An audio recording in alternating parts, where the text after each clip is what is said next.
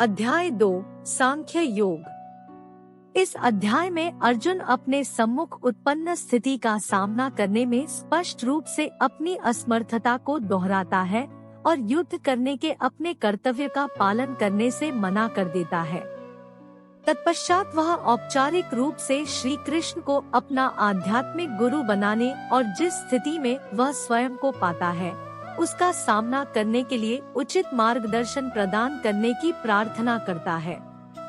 परम प्रभु उससे कहते हैं कि आत्मा जो शरीर के नष्ट होने पर भी नहीं मरती, के अमरत्व की शिक्षा देकर दिव्य ज्ञान प्रदान करते हैं। आत्मा एक जन्म से दूसरे जन्म में उसी प्रकार से शरीर परिवर्तित करती है जिस प्रकार से मनुष्य पुराने वस्त्र त्याग कर नए वस्त्र धारण करता है। इसके पश्चात श्री कृष्ण सामाजिक दायित्वों के विषय की ओर आगे बढ़ते हैं। वे अर्जुन को स्मरण कराते हैं कि धर्म की मर्यादा हेतु योद्धा के रूप में युद्ध लड़ना उसका कर्तव्य है। वे स्पष्ट करते हैं कि किसी के द्वारा अपने नैतिक कर्तव्यों का पालन करना एक पुण्य का कार्य है जो स्वर्ग जाने का द्वार खोलेगा, किंतु कर्तव्यों से विमुख होने से केवल तिरस्कार और अपयश प्राप्त होगा। लौकिक स्तर पर अर्जुन को प्रेरित करने के पश्चात श्री कृष्ण गहनता के साथ कर्मयोग के ज्ञान पर प्रकाश डालते हैं।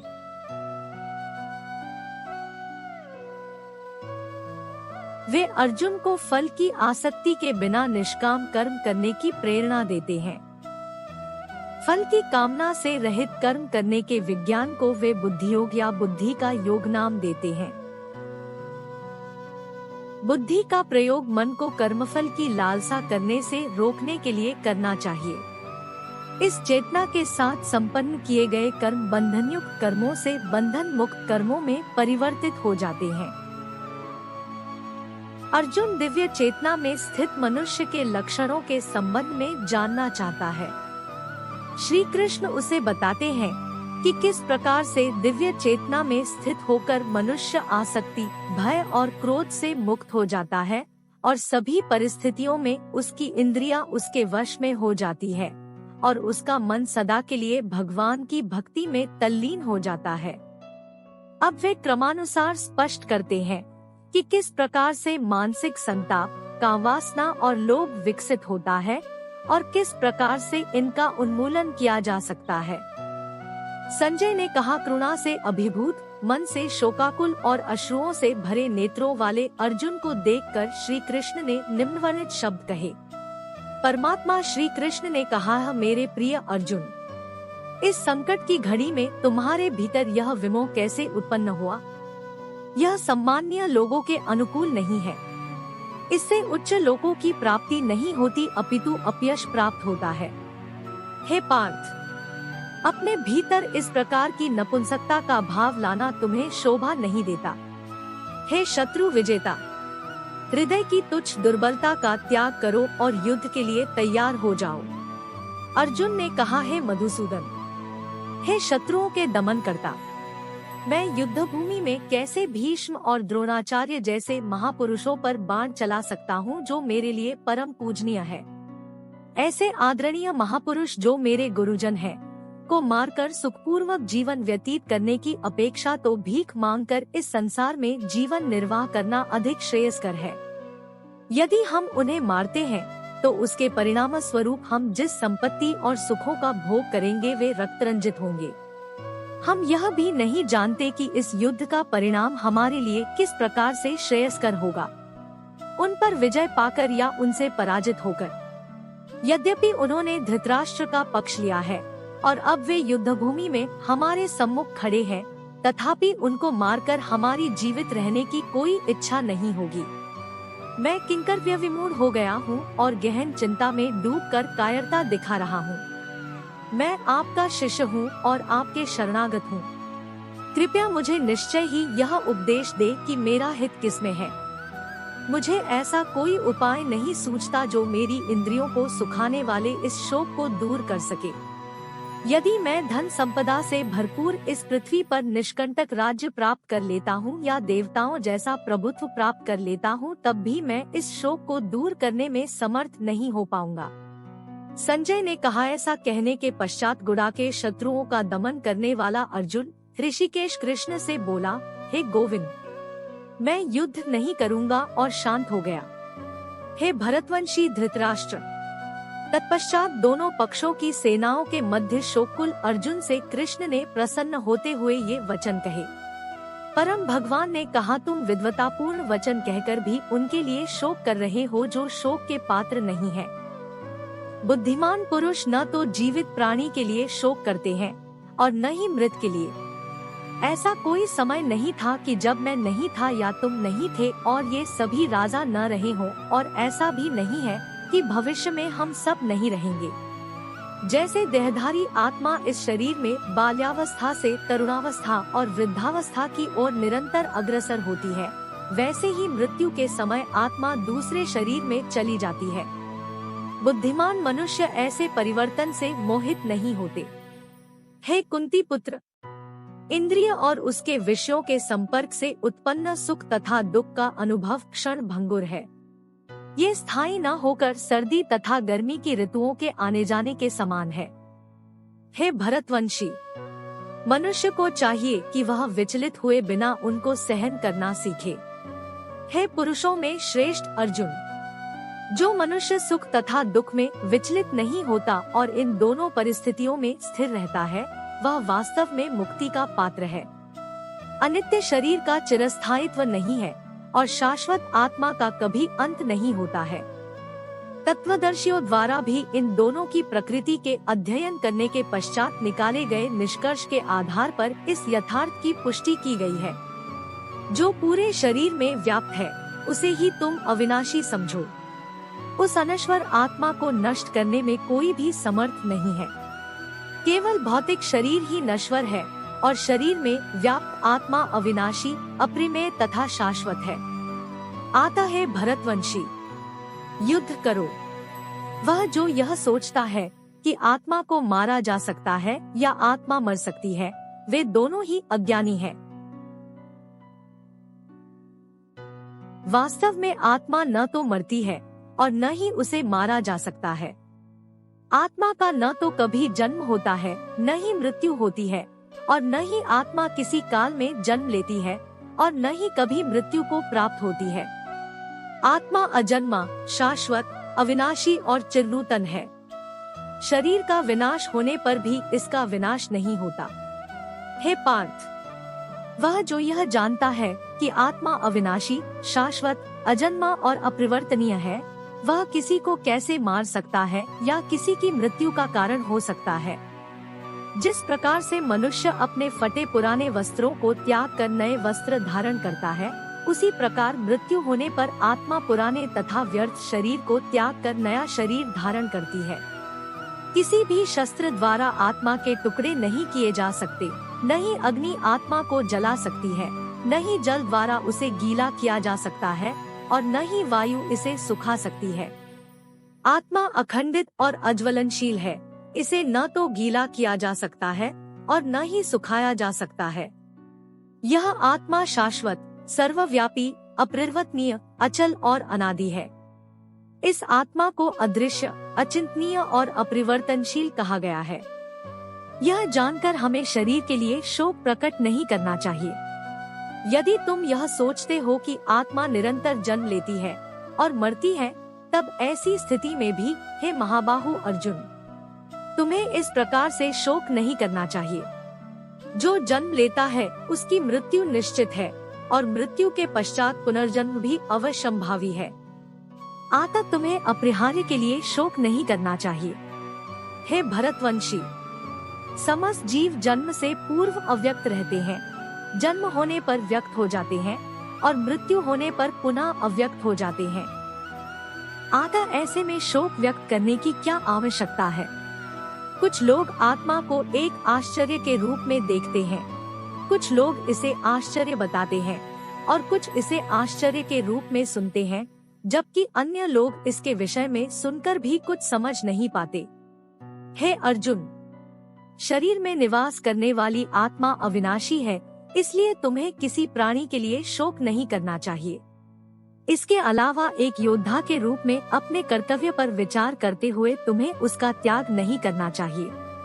वास्तव में योद्धा के लिए धर्म की रक्षा हेतु युद्ध करने के अतिरिक्त अन्य कोई विकल्प नहीं होता।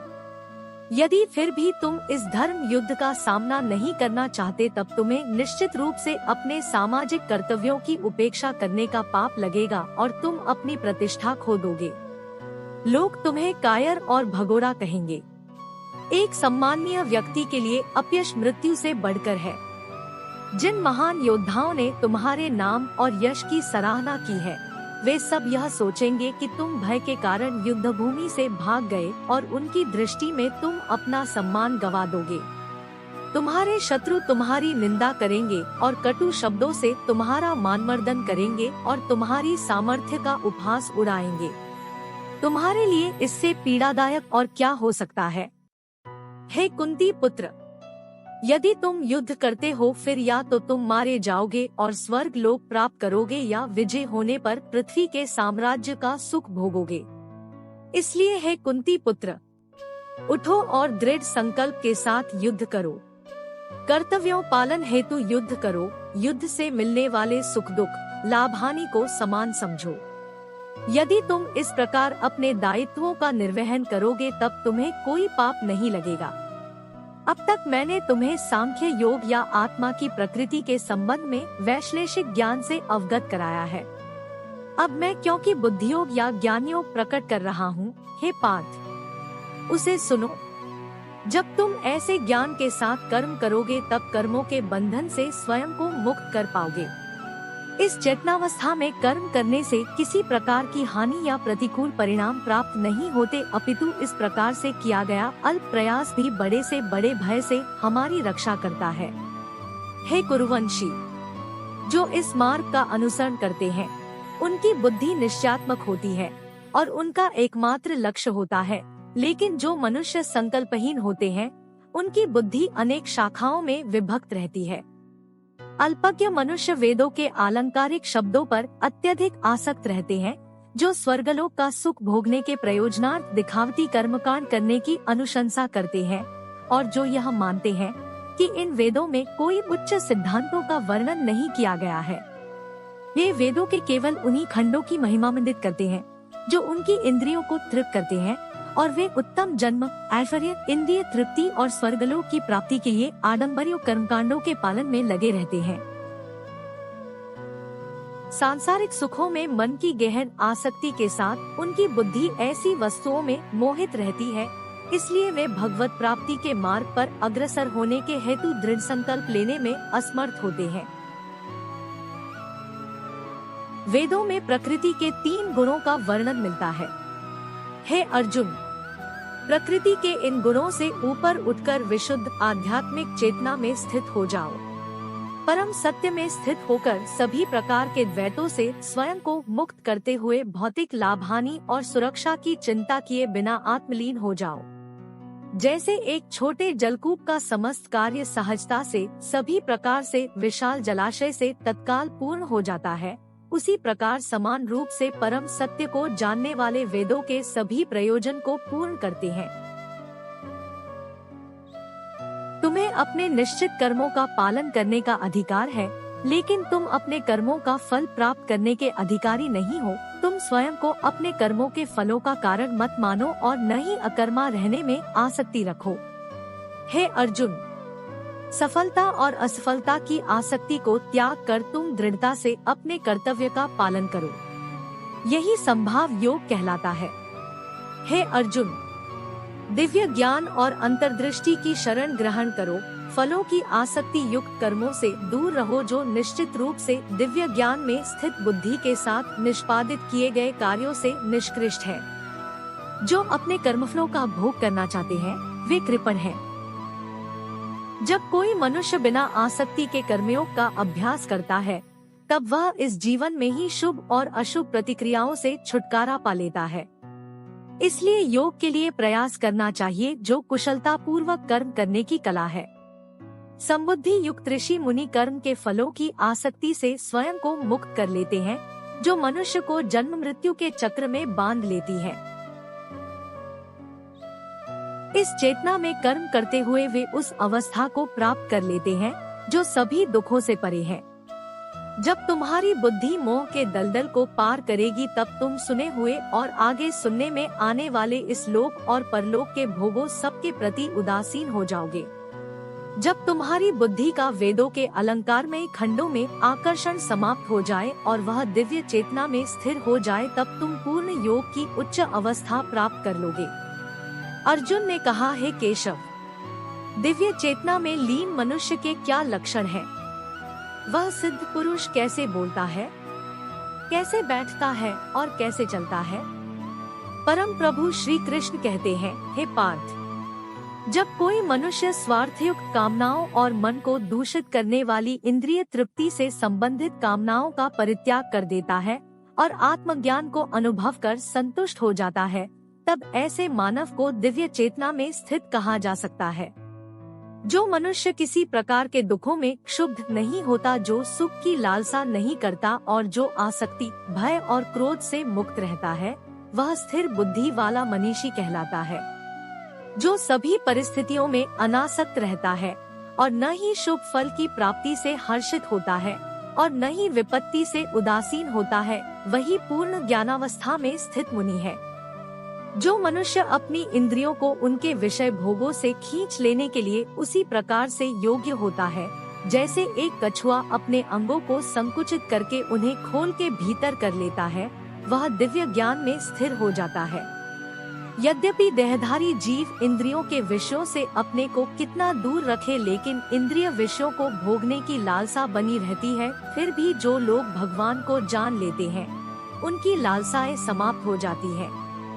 हे कुंती पुत्र, इंद्रियां इतनी प्रबल और अशांत होती है कि वे विवेकशील और आत्मनियंत्रण का अभ्यास करने वाले मनुष्य के मन को भी अपने वश में कर लेती है। वे जो अपनी इंद्रियों को वश में कर लेते हैं और अपने मन को मुझ में स्थिर कर देते हैं, वे दिव्य ज्ञान में स्थित होते हैं। इंद्रियों के विषयों का चिंतन करते हुए मनुष्य उनमें आसक्त हो जाता है और आसक्ति कामना की ओर ले जाती है और कामना से क्रोध उत्पन्न होता है। क्रोध निर्णय लेने की क्षमता को क्षीण करता है, जिसके कारण स्मृति भ्रम हो जाता है। जब स्मृति भ्रमित हो जाती है तब बुद्धि का नाश हो जाता है और बुद्धि के नष्ट होने से मनुष्य का पतन हो जाता है।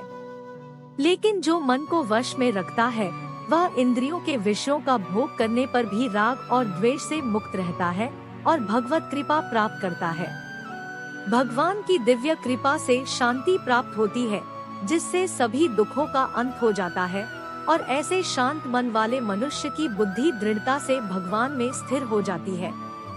लेकिन असंयमी व्यक्ति का अपने मन और इंद्रियों पर नियंत्रण नहीं होता, न ही उसकी बुद्धि दृढ़ होती है और न ही उसका मन भगवान के चिंतन में स्थिर हो सकता है। जो अपने मन को भगवान में स्थिर नहीं करता, जिसके बिना शांति संभव नहीं और शांति के बिना कोई कैसे सुखी रह सकता है।